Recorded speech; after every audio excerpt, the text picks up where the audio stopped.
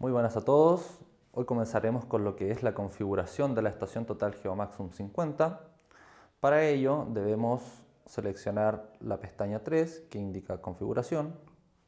Acá veremos 4 pestañas. Empezaremos por la que dice general. Y dentro de general observaremos que existen 4 páginas de configuración. La primera que nos indica la compensación de los ángulos y la compensación del equipo. Para casos prácticos, en este momento tenemos apagada la inclinación de nivel. Luego tenemos cómo vamos a medir lo que son los ángulos horizontales, en este sentido, que es a la derecha, en sentido horario. Luego tenemos el origen del ángulo vertical, que en este caso es el cenit. Luego tenemos la opción de mantener el ángulo cenital después de apagado el equipo. Y luego tenemos la función de autoapagado, que es la que autoapaga el equipo después de un momento sin acciones. Para cambiar de página en el equipo Geomax Zoom 50, podemos con el táctil pinchar las páginas o con el botón de página ir cambiando entre ellas. Seguimos con lo que es la página 2. En la página 2 simplemente tenemos lo que es sonidos de la estación y la iluminación de teclas y retícula. Eso simplemente va a quedar a gusto del usuario. Cambiamos a la página 3, en donde ya tenemos información acerca de la información interna de la estación, en donde nosotros le podemos indicar que almacene en la memoria interna en un dispositivo o en un dispositivo externo. Luego tenemos el formato GSI, que es el formato nativo de Geomax. En este caso lo vamos a seleccionar el GSI 16, que es el último y más completo. En máscara le indicaremos que vamos a utilizar su máscara 1, que es donde está la pantalla enfrente.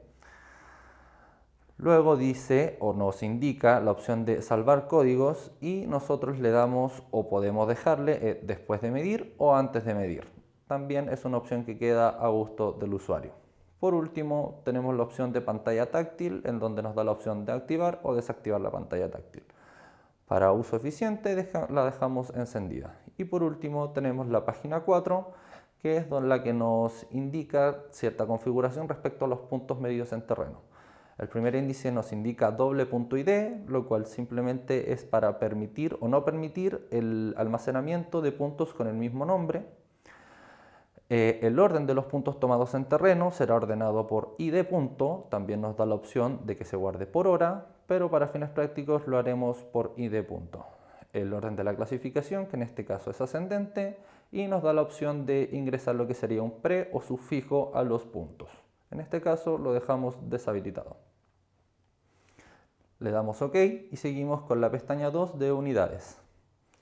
Acá en unidades veremos las unidades angulares y métricas. En esta ocasión nosotros tenemos configurada la estación en GON o ángulos centesimales con una lectura mínima de 1 microgon. Luego tenemos la unidad de distancia en metro que va a ser expresada con hasta 3 decimales. Tenemos su unidad de temperatura configurada en Celsius y su unidad de presión configurada en miligramos de mercurio. Luego nos pregunta la unidad de grados, en donde nos da la opción de ver vertical horizontal, en porcentaje, horizontal vertical, o la primera que era vertical horizontal. Para esta ocasión lo vamos a dejar predeterminado. Luego tenemos lo que son las configuraciones del EDM o distanciómetro, en donde nos preguntará con qué elemento realizaremos el levantamiento, ya sea con rebote, ya sea con prisma o ya sea con reflectantes.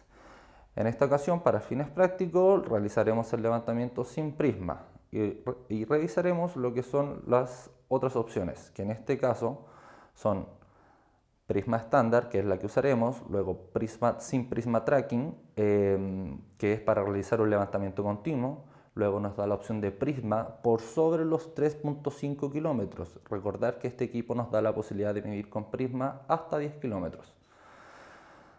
Luego tenemos el prisma estándar, el prisma rápido, que nos otorga algo menos de precisión al momento del levantamiento. Prisma tracking, que es el prisma con seguimiento. La diana reflectante que les había mencionado. Y volvemos a sin prisma, que es lo mismo que mencionar rebote. Acá nos da la opción de activar o desactivar el puntero láser. Nosotros lo dejamos encendido y le damos OK. Antes de dar OK, podemos ingresar a lo que son la configuración de las partes por millón, en donde simplemente necesitamos dos datos, ya sea la altura ortométrica junto con la temperatura o la temperatura y su presión atmosférica. Dado esos dos parámetros, el equipo automáticamente determina las partes por millón del mismo. En este caso, 560 es la altura ortométrica promedio de Santiago y nos encontramos con una temperatura promedio de 12 grados, lo que nos da una configuración de partes por millón de 19 unidades. Le damos OK. Nuevamente OK. Almacena la configuración y aquí por último tenemos la pestaña de comunicación, que netamente es la configuración según nosotros deseemos de transmisión de datos, ya sea vía USB, vía Bluetooth, el cual si seleccionamos debemos encender, en este caso lo dejaremos apagado, y por último la conexión RS232. En este caso, para fines prácticos, lo dejaremos en USB y le damos OK.